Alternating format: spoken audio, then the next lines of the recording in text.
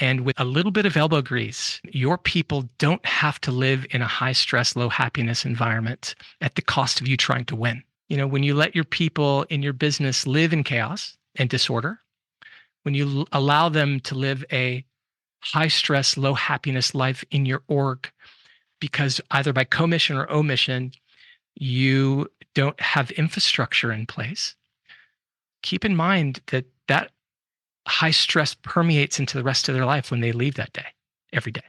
It goes into their family. It goes into their kids. It goes into their personal life, and they bring it with them home. And I think leaders have an obligation to really think about that and consider that you could make life better for people and life better for your business too if you challenge status quo and perhaps do something about it. You are listening to the Culture Coach Podcast. This is the place where CEOs and people-first leaders come to boost productivity, extinguish burnout, and cultivate a vibrant culture that reflects a fully integrated mission, vision, and core values. Get ready to take your culture to the next level. I am your host, Wendy Brand. Welcome back. I'm Wendy Brand, your host of the Culture Coach Podcast. As you continue to focus on people and profit in your business, I hope you're finding this podcast valuable, really with information and takeaways that you can put into action in your own business each week. That is my goal. So hopefully you're experiencing that. Hopefully this podcast is bringing you value each week.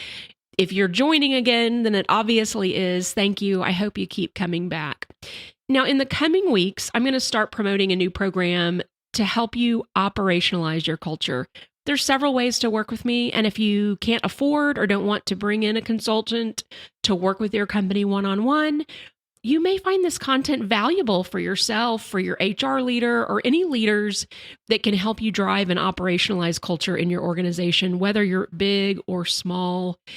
There will be online materials, an online course, a workbook, and then live sessions each week. It'll be about 8 weeks long. It's going to start toward the end of September, so you'll hear me start to promote it soon. And it's really meant to just kind of be this container where you can learn from peers, learn from me. And the best part is that you walk away with your own customized culture roadmap to operationalize your culture. So keep an eye out for that. But for the next 2 weeks, I'm going to be bringing you 2 different CEOs, small to medium-sized businesses, so that you can hear firsthand from someone who is going through it just like you. While I have led teams and organizations in the past, these leaders are in it right now. And they are using tools and approaches to culture that I believe are at the root of operationalizing and building that strong foundation for growth and scalability. So, my guest today is no stranger to growth, scalability, or culture. Garrett Delph is founder and CEO of Clarity Ops. He's a serial entrepreneur, an inspiring leader with a remarkable track record. So he has founded 3 successful businesses, collectively generating over $40 million in revenue. As founder, CEO, and managing operating partner, he's guided leadership teams of over 500 employees. His expertise in empowering leaders, rapid scaling, culture protection, and operational simplification is unparalleled. I have to say, this conversation ranks as one of my top 5 over the last year and a half of hosting this podcast. So I hope that you also enjoy it. I know you will. Okay, welcome back. Today I have with me Garrett Delph. Garrett, welcome to the show. Oh, thanks so much, Wendy. It's great to be here. So glad you're here. And I am so excited to talk to you. It sounds like we have a lot in common, the way that we think about culture. So I'm really excited to dig in and learn more about you and about really your take on this whole thing. And I want to start with, you are a serial entrepreneur. You've had 3 very successful businesses. I want to hear a little bit about those businesses and then where you are today. Yeah, sure. Would love to share. And thank you for asking. And by the way, I really am also looking forward to the conversation because I think in this day and age, it's an important one. It really is, So just a quick 50,000 feet. The businesses mentioned first is my business shoot.edit, which is still active, but I have great Okay. leadership and they're operating that. That's a digital media post-production social media company. So we edit a lot of photos for professional photographers around the world, make them look pretty, and then publish and distribute them on their behalf. And also we have a marketing engine attached to that. So that's really Okay. great. Cool. Have another business called BizBox. It's essentially a services-based business that it acts as a back office for other companies that they can scale at the end of the day. And then my new venture, which is about a year old, it's Clarity Ops, which is really the culmination of my journey as an entrepreneur to take, you know, tools and frameworks and systems and templates and antidotes to solve all operational infrastructure problems that I believe plague the majority of businesses, and that's its primary goal. So And what brought you there? Yeah. Well, I think in part, as my other businesses got to the point where they were doing okay on their own, I really wanted to take a look at what is my next tour of duty, as Reid Hoffman likes to call it. What's my next 10 to 15 year run? And I thought a lot about that. And it boiled down to kind of the things I just mentioned a second ago, which we call FAST. And that is, I think there is a major plague to most businesses, which is rooted in operational infrastructure. And when I say rooted, I'm really saying is missing. I think in today's day and age, we're bloated with strategy. But infrastructure that governs and protects and makes sturdy a business is missing. And my hypothesis is that is why the stats are still very the same. 9 out of 10 businesses fail. And I get it, by the way. Like there's a lot there. You got product market fit, you got leadership challenges, you have just bad business decision makings, you have finances, et cetera. But I still think that at the root of all of that is infrastructure. And so my goal with Clarity Ops is to bring a revolution. I know that sounds a little earnest, but I really think that I can take a big chunk out of the elephant one bite at a time. And I'm very excited about it. I think that is great. And where some of the synergy, when I was reading about Clarity Ops and the work that you're doing, I believe that not only is not having that infrastructure sound important for business health overall, but also for the culture. Because when you don't have processes in place, that's where there's chaos. People are confused about roles, responsibilities, handoffs from one team to another, the disconnect. And that's part of what can cause burnout, can create, a culture that's unhealthy. So I kid you not. What you just said gave me chills. I kid you not, gave me chills. I'm so with you. I'm so with you. Awesome. So I'm curious, you talk a little bit about an unstoppable culture. And so what is that to you? What is an unstoppable culture and how do you get that? Yeah, well, in unstoppable culture, first of all, is by commission, not omission. It is by design and planned on purpose. And so okay, what does that mean? It means being, I believe, starting with being people first focused. And ultimately, I think an unstoppable culture comes from the top. I really think all great things and bad things are top down, or you have revolution from the bottom up. And so you have to have leadership at the top that values people. Great companies, great organizations, profit or nonprofit, they're always built by great people. And to have great people, you have to care about them. And so how do you take care and convert that into governance and infrastructure? And I kind of like to talk about before you talk about a culture that's unstoppable, what is a stoppable culture? What is a broken culture? And I think a broken culture is a place where you have infighting and confusion and frustration and anger and dissatisfaction and dissension, right? These are all symptoms of bad culture.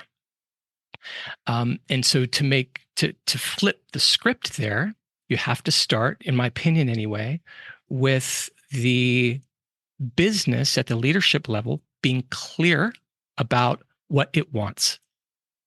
What are the goals? Well, I think actually mission, vision. And then from there, what does the business need for a team? So what are the players on the team? And then, and these are, clinically defined. And then you mentioned a second ago, roles and responsibilities. It's a big miss for most businesses. Once you assemble the team and you know where you want to go, what do each of those roles need to be doing to achieve the goals that lead to the vision mission? And then once you define those, you have to give people the opportunity to evaluate that and say, okay, this is what you want from me. I have questions, or I'm not sure, or I want to know exactly what you want.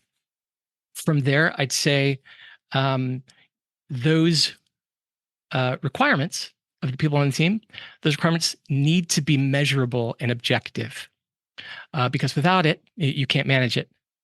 We've heard the old axiom, like you can't manage what you can't measure. That's right. All right. So it needs to lead to the ability to measure the output at every individual. And then, as we pursue making a great, unstoppable culture, you have to infuse accountability, because now that everybody's clear, you have to sustain that. And if you don't, then you're back to square one. And then from there, I think other things that make a culture unstoppable is leadership investing in career pathing. Because most people, when we join a company, we want high happiness, low stress, but we also want to grow. Mm-hmm. And so you want to see great people rise up and be greater and add more value and also simultaneously be satisfied. Will demonstrate through a map how they can get from A to F, how they can rise up and keep going, rather than it just being political or by osmosis, but there's no really understanding. You and I probably have seen time and time again employees complaining about so-and-so got a promotion over them and nobody understands why. They're right. So for there to be a clear path.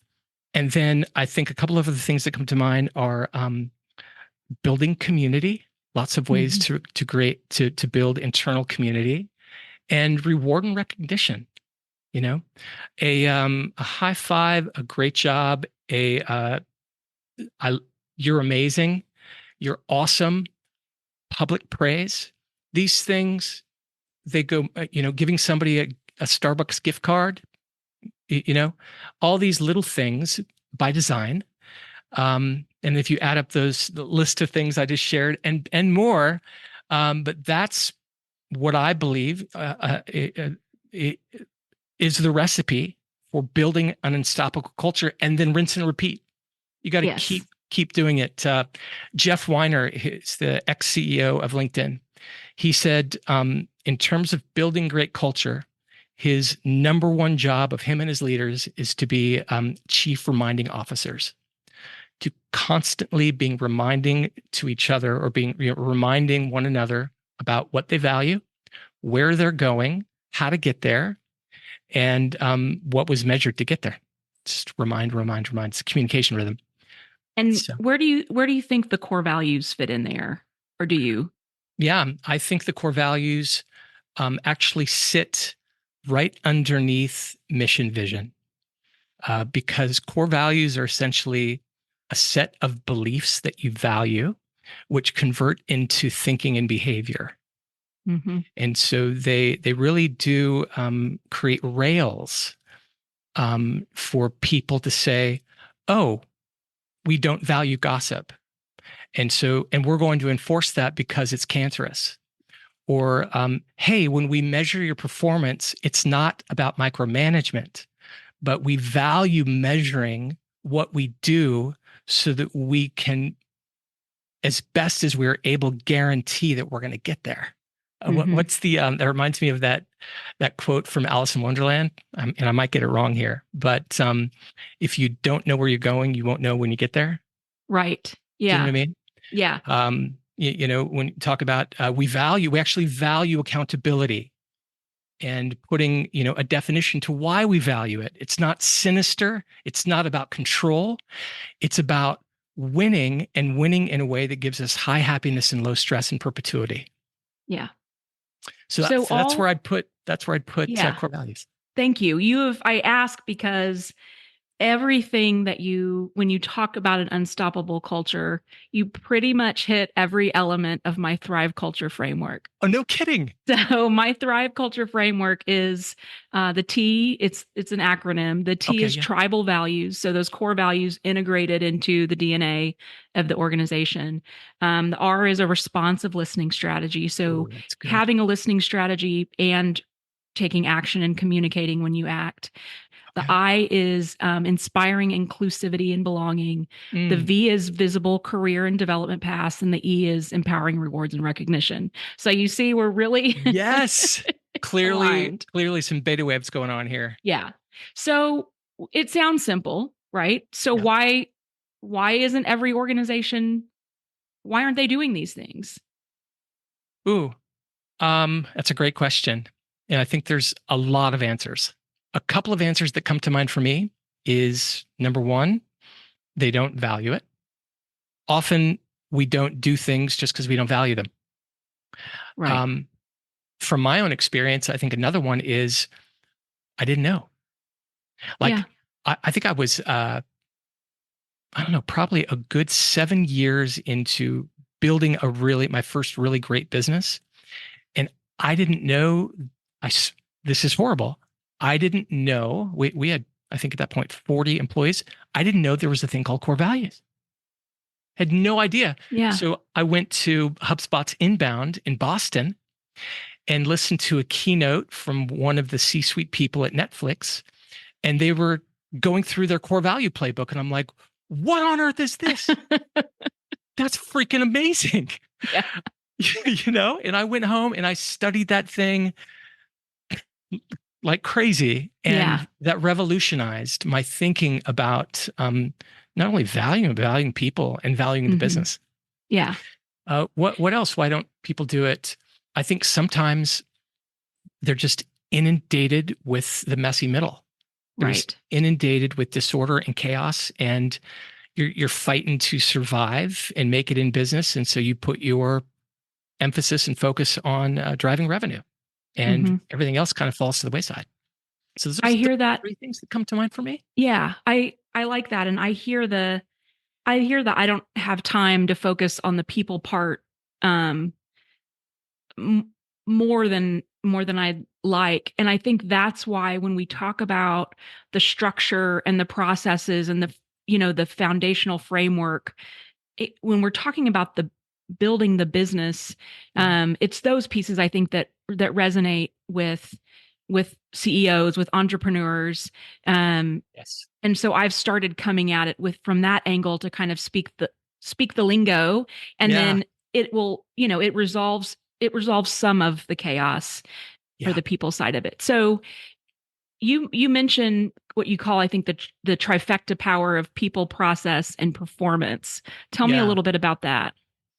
Yeah, sure. Well, there are 3 components in a business that I think are really easy to remember, but they are so inextricably tied to one another. They're so interdependent, And so, if core values are a promise to the people and to the business about what the business and the people believe and what we're going to uphold and value, then that automatically gets into how the people should make decisions and ultimately behave on behalf of one another. So there's your people part. But once you have values for the people, and from there, people need instructions. They really do. We people, we need instructions and directions on what to do in our work, which is why a second ago you and I both agreed how critical path job descriptions are, roles and responsibilities are to have those clinically defined. And once those are defined, they need to culminate into instructions and directions about what to do, how to do it, and how long it should take. That's process, so that just moves downriver into process that brings governance, and it brings order, and it brings managed expectations for all people about where to go and what to do and how long it should take. By the way, what a blessing a business can give to people by giving them this kind of clarity. Imagine if you and I worked for a trucking company and they said, "Hey, I need you to get to San Francisco." But they didn't tell you how to get there. They didn't tell you the most efficient path. They didn't tell you when to get there, right? And they didn't tell you what to avoid on the way. But you just had to figure it out yourself. And every time somebody took this trip to San Francisco on behalf of the company, they also received the same instructions, nothing. Well, the business lost control. And now, depending on who's driving, your mileage will vary, and you'll get everything from hyper frustration to, wow, we barely made it. Right? Conversely, if you have directions and instructions that are documented and transferable, you give a great gift to the drivers because they know exactly how to get there every time. What a great thing. And then, of course, you get all of the business benefits in terms of scale and efficiency and repeatability and sustainability. And I think really that was sort of the prelude to performance. When you can control in a good way, this is a good thing, but when you can control through great instructions and great direction how the people are going to operate, then you can control your performance. Then at that point, you can have cycles of continuous improvement and cycles of increased efficiency and cycles of better instructions and better directions. And so there's your trifecta. That's your flywheel.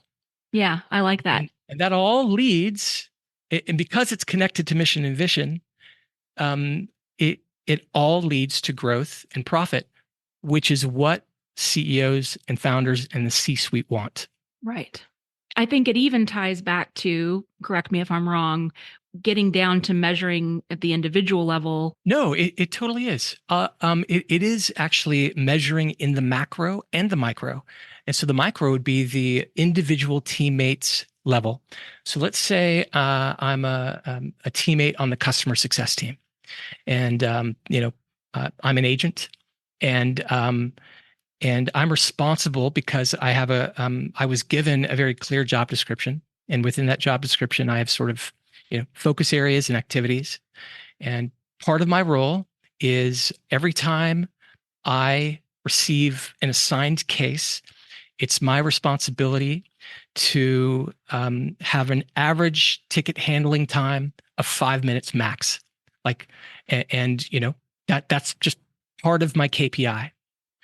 And so a team or a company that values accountability and understands why KPIs are in place, they will measure the performance of each agent with that 5 minute benchmark and measure it. They'll just measure it. And they'll do a cumulative.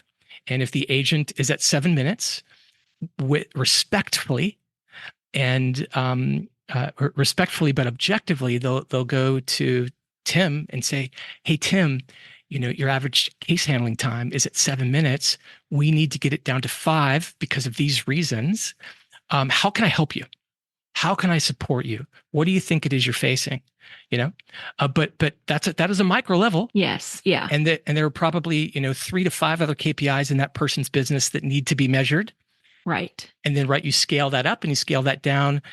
You also scale it horizontally across the entire org. Yeah. Does that help? Okay. Yes. Thank you. Thanks for that connection. It's performance at the micro and macro level.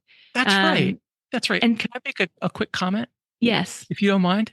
No. It just kind of reminds me of like a gasoline engine in a car.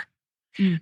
And those require spark plugs, right? And it's amazing to me that it only takes one of 6 or 8 spark plugs to go awry or break, and the entire vehicle stops running. And now that is such a small micro component in the engine, but it harms the whole thing. Yeah. And it just happened to my son actually up at college. Yeah. Dang it. I'm sorry. Yeah. What a pain in the butt. Yeah. But it so applies to our businesses. Mm-hmm. It is these little KPIs that if they don't exist, but they break, they harm the business. One agent usually is not going to harm the business if you're in a medium-sized business. But the problem is, what's that old saying? How you do anything is how you do everything. Yes, I say that all the time. Yes. Right? So if you're not measuring your agents, you're probably not measuring your VPs. Right. So probably you have a core value thing where you don't value measuring in the macro and the micro. Right. And yes. That's where it gets. Awesome. Thank you for pulling that together for me. Yes. Yes. So let's talk about culture protection. So Sure. How do you create, let's say you have a thriving culture and you're a scaling organization. How do you continue to protect your culture? Yeah, that's good. Well, I would go back to the very top and making sure at the very top they continue to hold the values in place that made the culture thrive in the first place, right? So that has to happen. Mm-hmm. Otherwise, the culture will implode and culture debt will rise. So that being said, I think there's a few tactics you can do to pulse check and make sure that the culture continues to thrive. One, I think, is anonymous surveys. Using a tactic like an ENPS.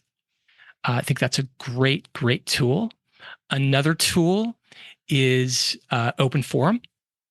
I think just open forum where you have a safe harbor and you're free. The culture has established the freedom to say what you feel and to challenge things perhaps that are broken or not working, or to challenge change because perhaps there might be legacy things happening in the business or the market. So I think that is really powerful. I think skip level meetings is really great, just to create new ways to see things that other managers wouldn't see otherwise. And I mentioned it earlier, but I think one way to keep reinforcing positivity is looking for wins in places that are typically not recognized, and then reward them publicly and demonstrate to the company through these ways that, like, listen, we value you. We value you. If you're doing a great job, we value you because we're going to promote you and we're going to pay you more. Duh. Like, it goes without saying. But if we can, as leaders, constantly reinforce rewarding in the 1,000 little tiny areas that don't show up in performance reviews, or don't show up at promotion, or don't show up in I got a raise, I think those might even sometimes be more powerful. Mm-hmm. So those are a few things that come to mind. That's great. I love it. And you yourself are a CEO of your organization and of 2 other before that. I'm curious, what has been your most difficult or challenge in keeping a culture, in maintaining or protecting your own culture? Yeah, it's great. That's a great question. Leadership. I think, going back to Jeff Weiner's story, either for me as a CEO, it was either me constantly reminding myself that one of my main roles and responsibilities is to drive culture and to drive with the values that I agreed upon with the rest of the team to uphold.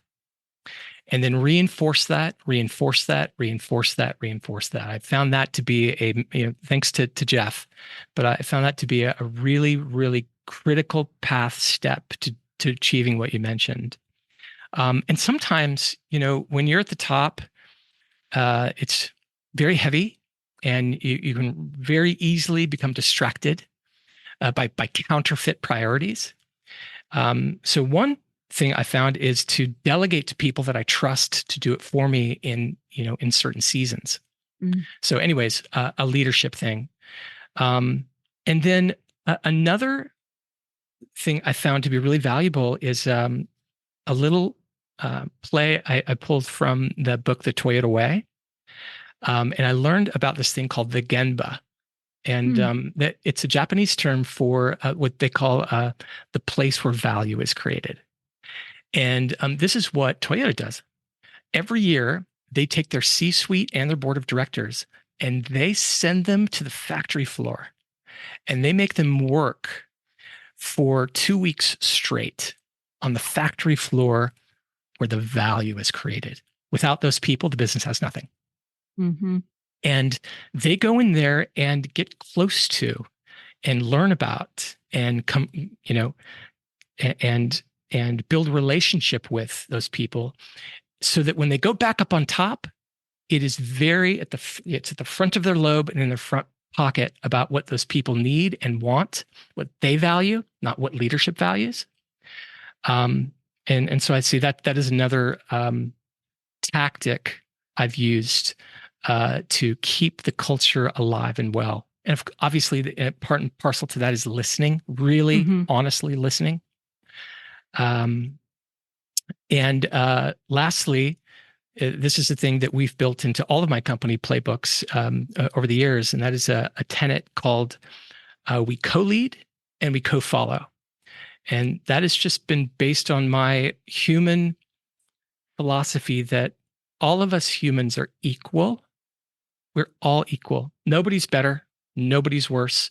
I mean, there's you get what I'm saying, right? Yeah. At the end of the day, we're equal. Just everybody has different roles. And leaning into that, I've been so thankful to continue to realize that sometimes we hire somebody at the bottom of the org chart, but they are so dang smart.